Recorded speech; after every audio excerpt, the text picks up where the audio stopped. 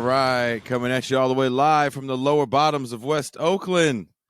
This is not a Revolution podcast. We went through a little bit of a rebranding over the weekend, changing the name and changing some of the imagery.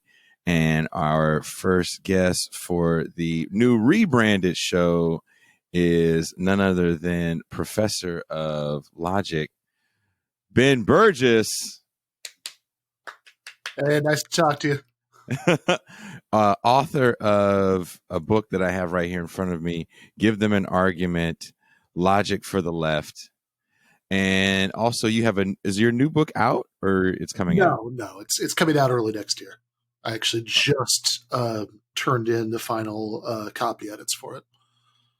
And the title is going to be Canceling Comedians While the World Burns? Yep, that's right.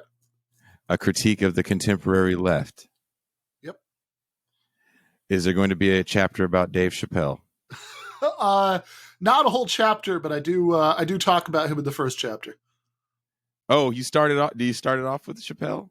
I don't start off with him, but like a few pages in, I'm talking to him. The thing that I start off with, because I just think it's kind of grimly hilarious, is Joe Biden returning the donation from Louis C.K. Because you think, okay, so Louis C.K. is a disgraced comedian. Whatever you think about what he did and what a sort of appropriate punishment would be, all of his sins involve masturbation. Joe Biden was the leading Democratic advocate for a war that killed 1 million people in Iraq. In a saner world, Louis C.K. wouldn't want to be associated with Joe Biden, not the other way around. Thank you. I did ask about Chappelle because one of the frequent guests on the show actually opens for Chappelle. Oh, nice. A comedian by the name of Chris Riggins. Oh, cool. Yeah. Yeah, no, I love I love Dave Chappelle. I actually got to see him do stand-up way back, just before the third season of Chappelle Show that never came out was supposed to come out. But yeah, no, I talk in the book, right? There's the first chapter is about comedy, and then it kind of goes into a broader set of topics as it goes on. But that first chapter is kind of about sort of what's going on when people, morally, politically critique, decontextualize jokes from stand-up sets as if these were like statements from people running for the National Political Committee of DSA or something. And why we do that, and what's going on there, and I think that what it says about the sort of weird relationship that American progressives have to comedy, and so I talk about a lot of things like that bizarre March to Restore Sanity that Jon Stewart did, which I think is sort of the flip side of all of that, right? That people are willing to march on Washington because because a comedian told them to. Exactly. It's like I was actually going to ask you about that. There was kind of a move. I feel like what was that? Like the early 2000s, where people were truly, and we're around the same age. I'm 42. I'll be 43 this year. Where people were literally getting their news from the Daily Show. Yeah. That's right. And they'd be very proud of that, right?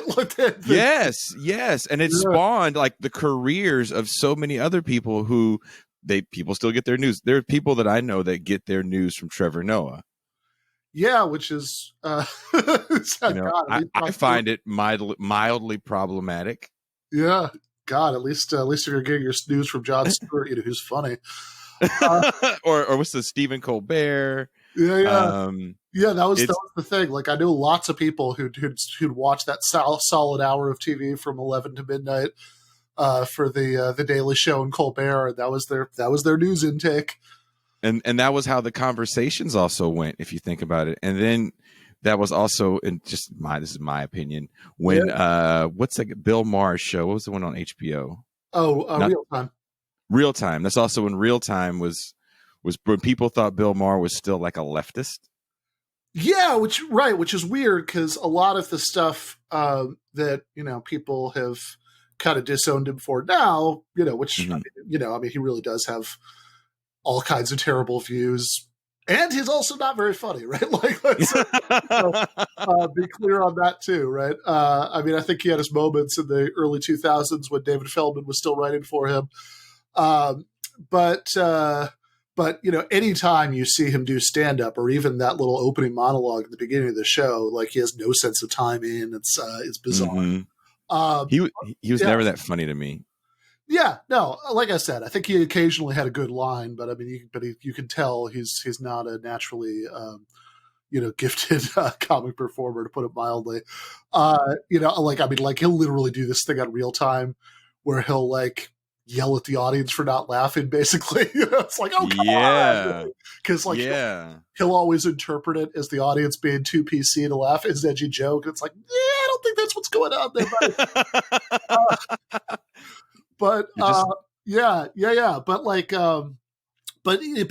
that is really interesting, though, that Bill Maher, with this same combination of views, and like he was even like, because I watched that pretty consistently at one time, he was even like a little ambivalent about whether he supported or opposed the war in Iraq at the beginning, right? So it's like, what's going on there? Why did people, how was the bar so low in the early 2000s that people kind of thought that Bill Maher was a leftist? And I think it has to do with the fact that so much of that like anti-Bush energy back then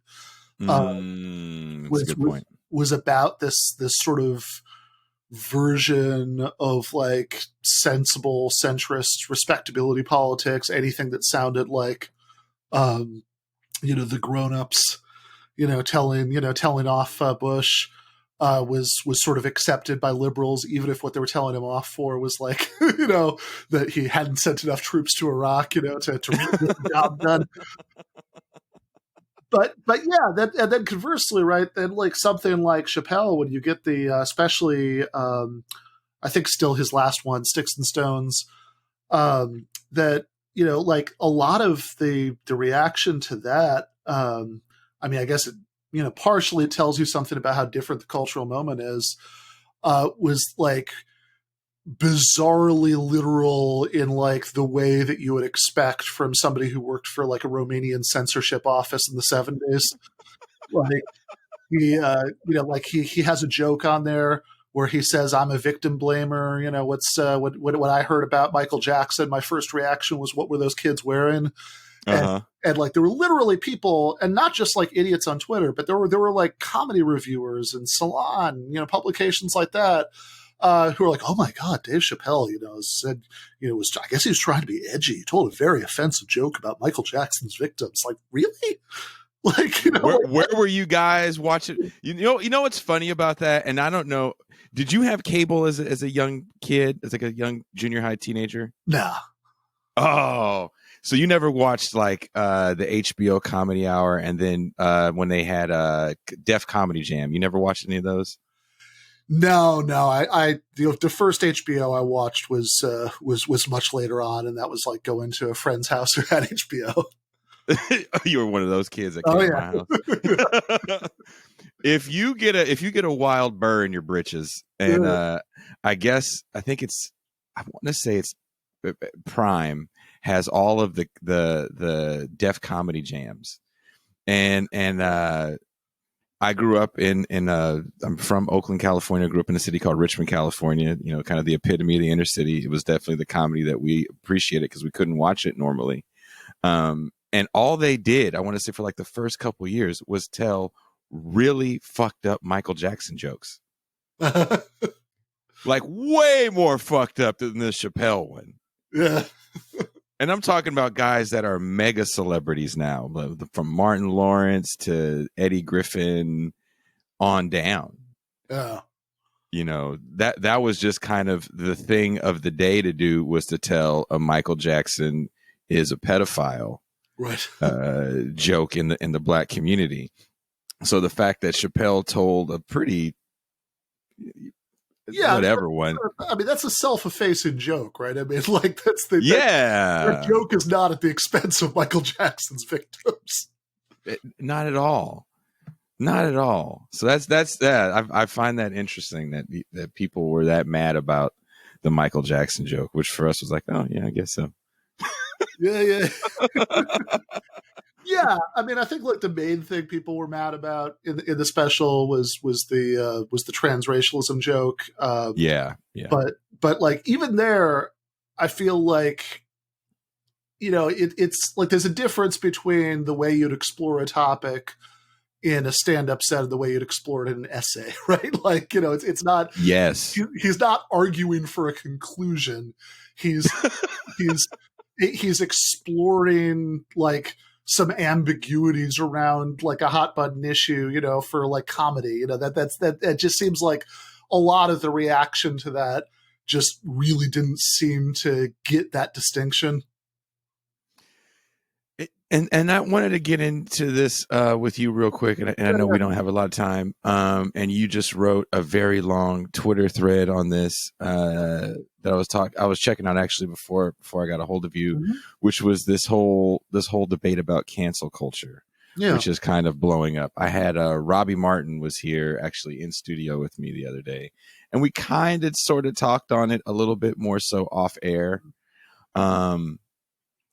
More so the people that had signed on to the letter that we kind of had a lot of respect for, like the Chomskys. Mm-hmm. And Chris Hedges has a new piece in Robert Shear's journal about this whole cancel culture thing. What is your take on the way people are reacting to the cancel culture letter? Yeah. I mean, I think that some of it's pretty astonishing. Like Freddie DeBoer had a blog post about how worried it should be that that this pretty generic statement of support for free speech is taken automatically as an anti-left thing. That like especially because historically, the left has been all about free speech, right? Norman Thomas, is the Socialist Party candidate for president many times, was one of the founders of the ACLU, the free speech movement at Berkeley, was one of the kind of things that kicked off, the new left. And increasingly, one of the things that bothers me, and now I would say that I'd separate out the topics of free speech and cancel culture. They're related. And I think that cancel culture can raise free speech worries, especially when it's combined with basically the way that non-unionized workplaces are set up, where you can just be fired arbitrarily for anything. But they're still distinct, right? Like I don't want to make those the same thing because I don't think that clarifies anything. But I think that on the free speech stuff, right? That's something we should be worried about, right? In fact, that the left in some ways, if it stops gaslighting people by telling them that the problem doesn't exist, then could actually be in a position to better address that, right? Because none of the conservatives or libertarians complaining about this stuff actually want to do anything about the workplace problem. Whereas the left could say, no, it is a problem that, controversy allergic employers can fire people for over Twitter bullshit with no due process. But the solution to that is getting rid of at-will employment, expanding labor unions, stuff like that. And, not that anybody, I'm not being an absolutist about this. If there are, depending on what exactly you said and what your job is, there might be cases where it's actually legitimate that there might be some work, consequence. But again, there should be due process for that. If you're the, if you work for the Equal Opportunity Employment Commission and you've been, and you've been posting about the superiority of the white race, then sure, that's a problem, right?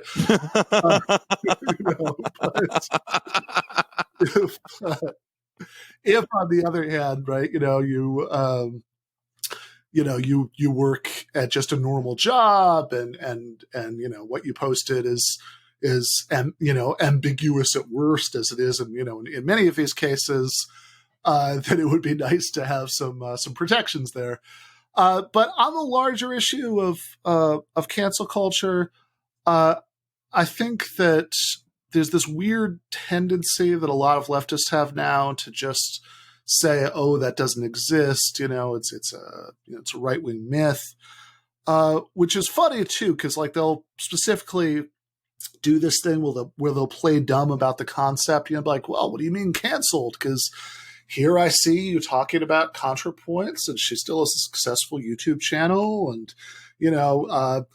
various people you can point to whose careers haven't been ruined. And it's like, okay, if what you mean by canceling is that somebody no longer has a job or any supporters or friends, and they're scrounging for scraps of food in the dumpster, because they've been totally exiled from society, then yes, nobody has ever canceled. But you can kind of play that game with a lot of social problems, right?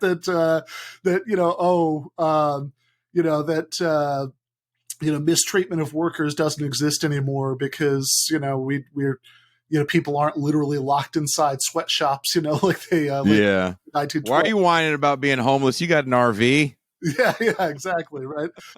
And it seems like what we're really talking about, we're talking about cancel culture, is a few different cultural trends that kind of come together to make people much more hair trigger about denouncing and shaming people publicly, and what I kind of think of sometimes as mutual surveillance.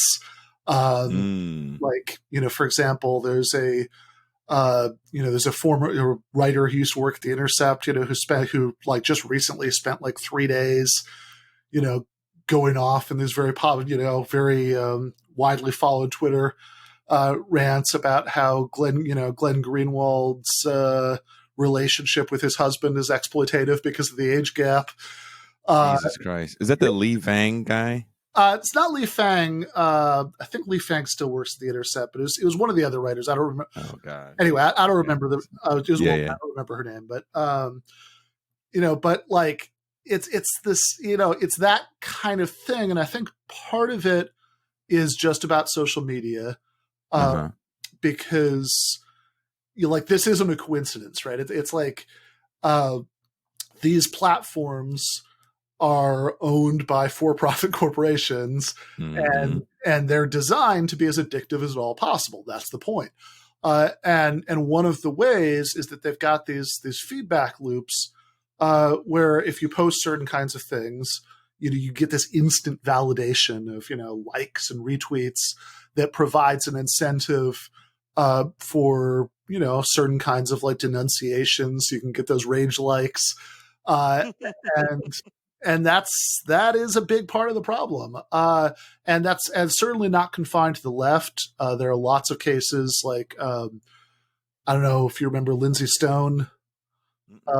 So it was a, fairly prominent case from, several years back of this girl, Lindsay Stone, who'd been, who she and her friend would go around to different places posing for jokey pictures. They posted on Facebook where like 10 people would see it, whatever, this wasn't a public figure at all.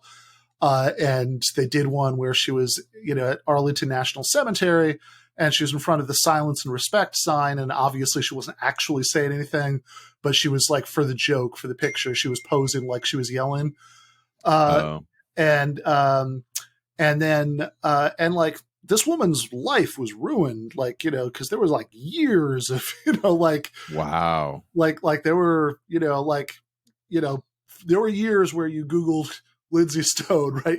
And this is all you would find is people getting mad about this stuff.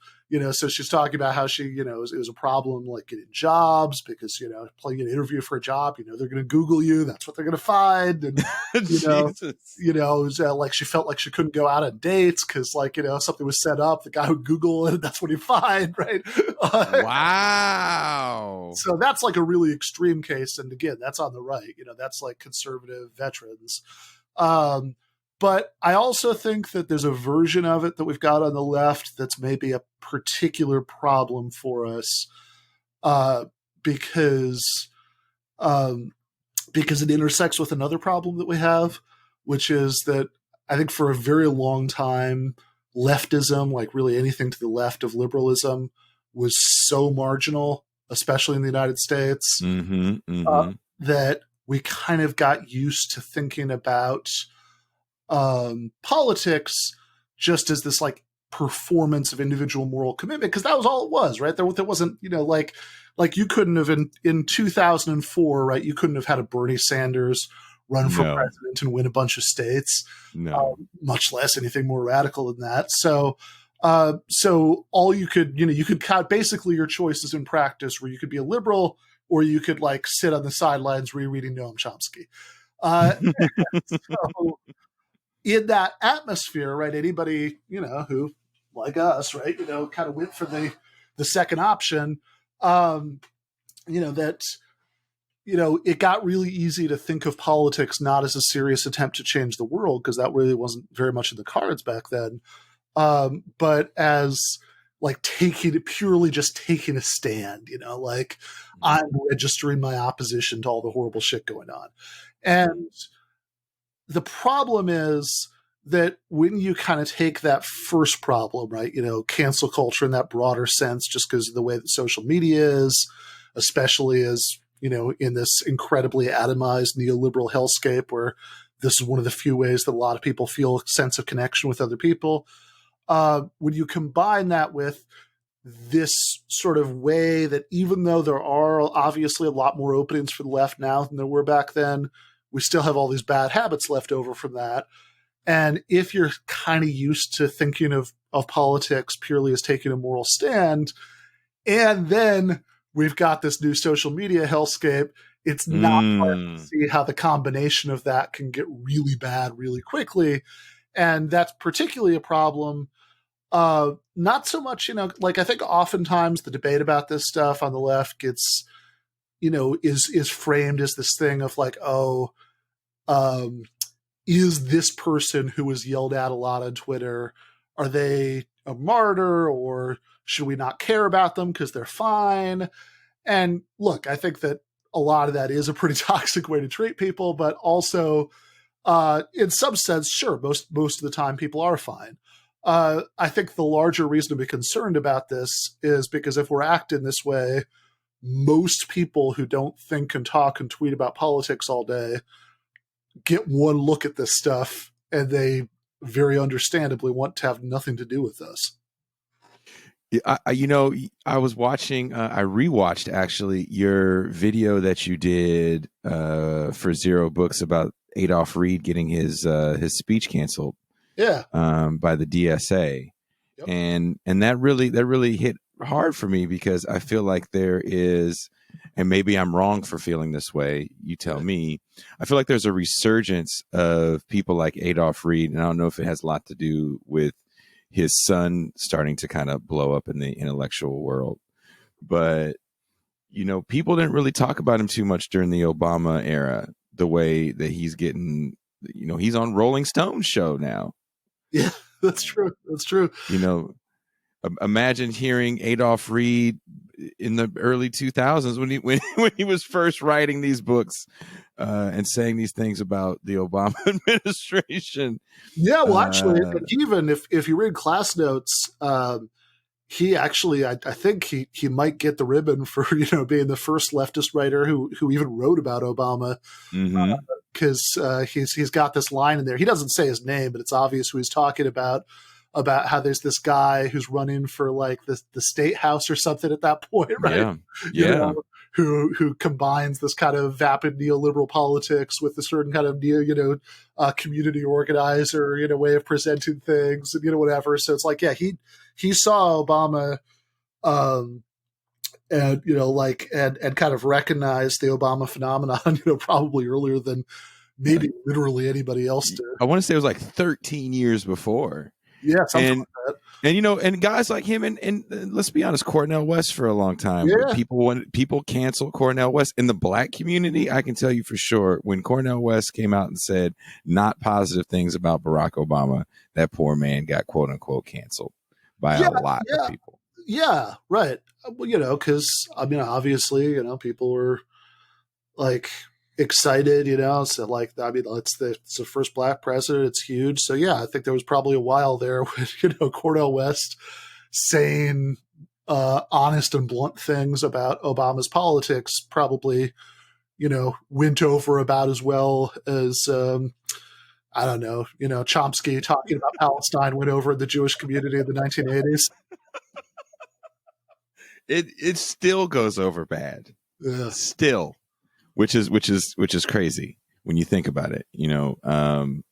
We have these black intellectuals that I feel like are finally getting a bigger platform. I definitely appreciate it, but to see someone like Adolph Reed get quote unquote canceled. Actually, he did get canceled. They actually canceled the damn. Yeah, they actually literally canceled his talk. He literally got canceled, so he can actually say it literally affected my pocketbook. Yeah, I don't know if he was getting a speaking fee for that, but yeah, right, totally. Yeah, which absolutely does happen, and people get fired. Of course, usually people who get fired are nobodies. But then that's a really bad dynamic because, of course, anybody you've actually heard of could probably weather the storm, right? Because they're already prominent, right? Which then leads people to say, "Oh, what are you complaining about? It's fine." Do you think it's kind of like people like J.K. Rowling and the likes of that, like these mega super large gajillionaire stars, that when they say the wrong thing and there's a media backlash, they just kind of get their feelings hurt that they're hearing bad things about them for the first time? Yeah, I mean, look, I'm sure there's some truth to that. I mean, I think that the J.K. Rowling case is a little bit interesting because, look, don't get me wrong. J.K. Rowling is an idiot. Like, she wrote some very entertaining books, but like, and that's where it stops. I mean, every time she's ever, like, long before people canceled her about this new stuff, every time she ever opened up her mouth about politics, it wasn't good, right? But she was a big Corbyn hater and whatever. But it is also, and also, don't get me wrong, if anybody will be fine, J.K. Rowling will be fine, right? Like, just fine. Just fine. She'll be totally fine. She'll have her Scrooge McDuck, pile of gold coins to swim around in, when this is all over. But it is also a little weird if you look at the way that people online talk about J.K. Rowling, because the way that people treat her as like the world's biggest TERF, which is supposed to stand for trans exclusionary radical feminist, but in practice on the internet, what TERF means is woman who is transphobic, right? Like, I don't know if anybody ever claimed that J.K. Rowling was radical feminist. And also, like, don't get me wrong, she has said some stupid shit about this issue, but also, as far as I know,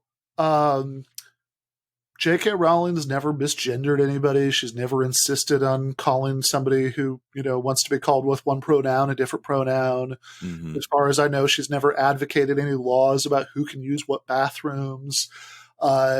She's said that she's concerned that doctors aren't cautious or discriminating enough in handing out puberty blockers. But she's also said that medical transition is absolutely the right, I should say specifically to like prepubescent, right? Trans kids. Mm-hmm, mm-hmm. But she's also said that medical transition is absolutely the right option for some people. All of which makes me think, well, if she's really the world's biggest transphobe, right? Transphobia is not what it used to be. Like, I mean, really, like there is something a little bit weird about this, that like in a world full of people who don't accept those kinds of basic progressive positions on this issue, which I just outlined, Mm-hmm. that there's so much hate about J.K. Rowling about this. And I can't help but think that part of that is like just, she's such a huge name that like 80 people are like her pronouncements about this are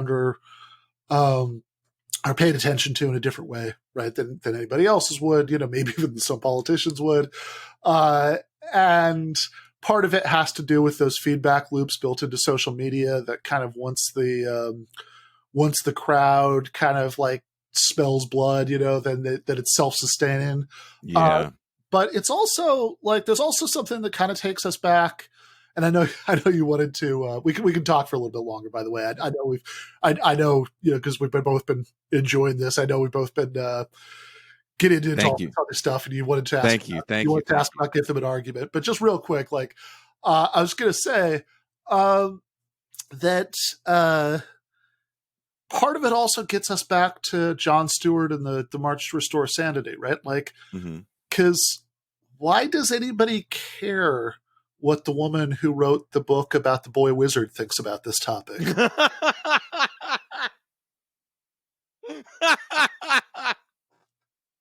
That's what okay. This I'm going to read you a line from Hedges' essay. Again, I don't know if you read it. I think it just came out today. You haven't seen it yet. It says this. I just want to get your take on this. All right. The cancel culture, shorn of class politics, is the parlor game of the overeducated. If we do not examine, as Theodore Adorno wrote, the quote-unquote societal play of forces that operate beneath the surface of political forms, we will be continually cursed with a more ruthless and sophisticated form of corporate control, albeit one that is linguistically sensitive and politically correct.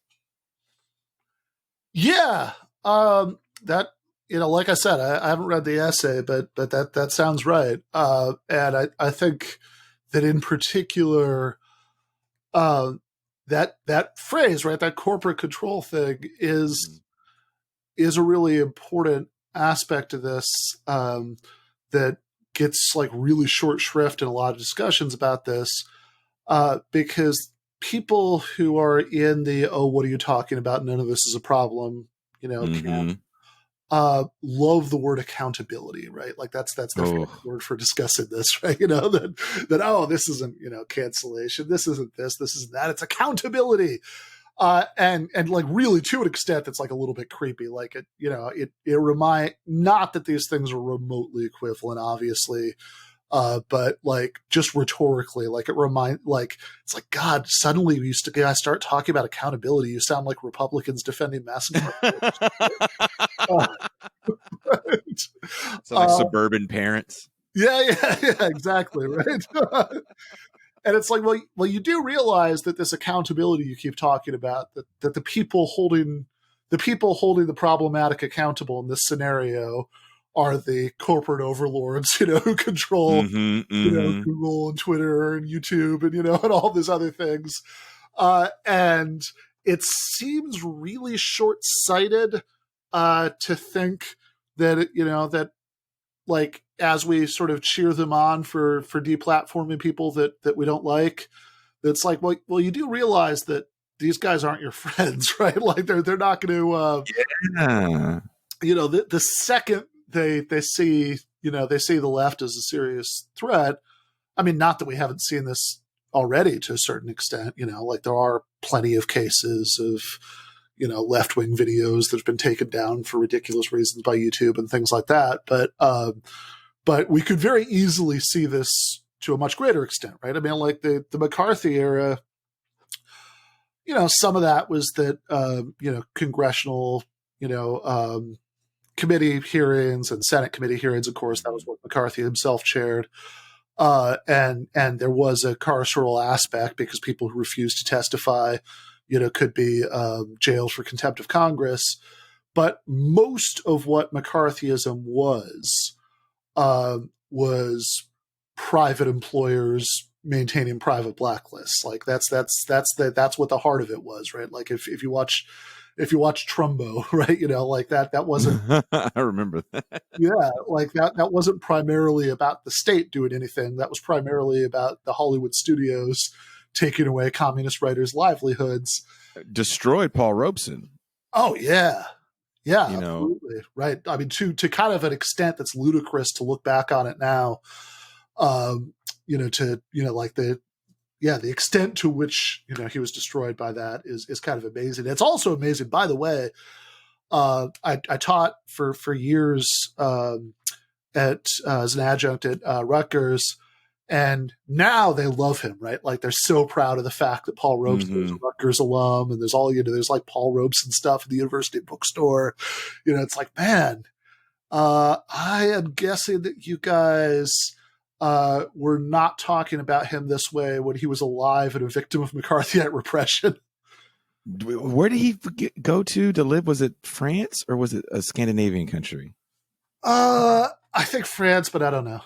I mean, I'm not sure. I forget. I'm reading Gerald Horne's book about Robeson, and you forget how much of a real life superhero he was by everything he did. Mm-hmm. Right? Amazing athlete. What did he play? Football? Oh yeah. Singer, actor. Like there was nothing he didn't do to the great level of doing it. Right. Even as a humanitarian. Yeah. Like that is it, right. It's sort of one of those human beings who makes everybody else feel like a slacker, you know, it's like, oh hell, like, come on, you know, be not good at something. And he got real deal canceled. And so, like you said, so many socialist writers and got canceled in Hollywood too, or people deemed to be. Yeah. Right. Or even just people who, you know, maybe they weren't, you know, party members or even necessarily fellow travelers themselves, but they just weren't willing to cooperate with the process. Yeah, that's insane. That is totally insane.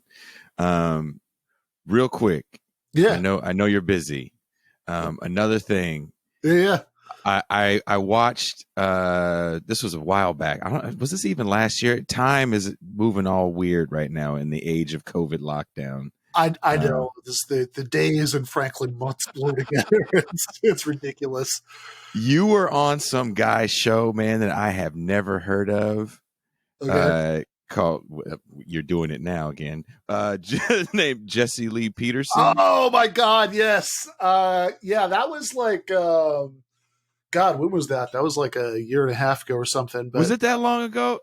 Yeah, check it. Because I don't know any black people that know him, man. So don't feel bad. Yeah. I was still living in New Jersey, so I think that would have been like, well, certainly more than a year ago. Yeah, no, that guy is, he's something else. Like, do you like? So maybe like I will say something, by the way, for anybody who's seen this. This is really a cautionary tale in agreeing to go on shows without doing any research on them. His producer reached out to me. He sort of described in a very misleading way, right, what the show was. I was like, yeah, sure, whatever, right? And then like the night before I did it, I looked at his Wikipedia entry. I was like, oh, wow, this guy has some crazy right-wing views. All right, well, it's not going to be a friendly interview, but whatever. I've done hostile interviews. I can do it, you know. And then I came on the show the next day and like, whatever. I thought it was going to be, you know, because like once I got a sense of like what his politics were, I was like, all right, well, you know, I guess it'll be a debate. That's fine. But like, I figured it would be an actual debate where like, I talked for a little while. He went to turn, and then he talks for a little while, you know. And turns out what it actually was this guy who bears a striking, you know, basically the real life version of Uncle Ruckus from the Boondocks. Yes. You know, asking me these like bizarre "Have you stopped beating your wife yet?" style questions. then I started being like, well, actually, Jesse, I don't think that, I don't think the premise that's quite right. He's like, why are you running? You want beta male? Beta! There was nothing you were gonna check it. And I don't know if your homies have taken you aside and given you this heart to heart. So with our new burgeoning friendship, I am a touring musician and I do go to the East Coast quite often. So hopefully we can meet up and have deep dish pizza. There are people in this world that when you are a white dude that comes off super educated, they're just not, you're the enemy and they're not going to listen to you. And it doesn't matter what you say. It doesn't matter how right you are. You're just going to be wrong. And that was that show. And I watched that clip that I think Michael Brooks played. And, it's funny because homie just wouldn't stop yelling. But I know guys like that, right? I grew up with people like that don't even realize how far right their views are. Yeah. Like, I don't think he thinks he's like super duper right. Maybe he does. I don't know. I mean, he makes a living off of it. Yeah. A pretty comfortable living off of it. But it was who would say some of the same things who don't. It's so there was nothing you was gonna say. You was right all day long. It didn't matter. Beta.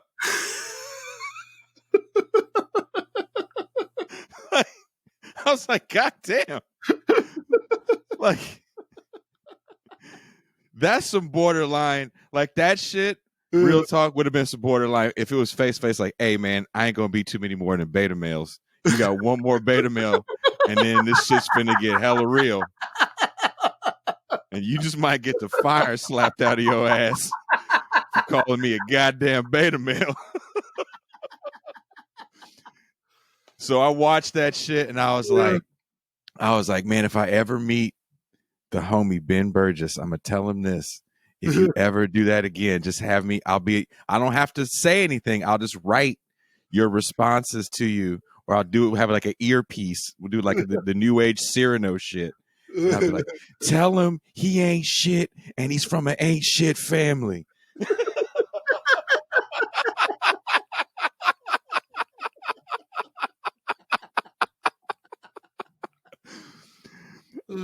So that's the only way to handle cats like that, because he's not.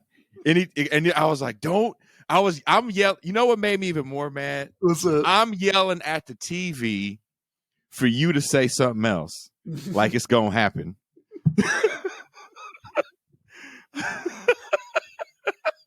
Because I saw like, no, you gotta do this thing, Ben. So I'm sorry. I had to bring that. I'm not trying to clown you. I'm just letting you know that next time that happens, just hit me up on Twitter. I'm like, hey, I got you. I'm going to be in your ear and I'm going to give you some good ones. I'll even call up my comedian friends. We'll just have just hot fire insults to throw at cats like that if they try to get at you again. We got your back. Appreciate that. So is there anything before we go? Is there anything else you want to promote other than your current book, Give Them an Argument, Logic for the Left, that I love? No. I mean, I guess, well, here, let me just do the quick version. Sure. So anybody who wants to see the rest of what I'm up to as far as videos and articles and everything else, you can just go to benburgis.com. So that's benburgis.com. And that's a lot more succinct than rattling it all off. So yeah, no, this is a lot of fun. Thank you. Hey, thank you so much. I'm going to play some music real quick. Please don't hang up.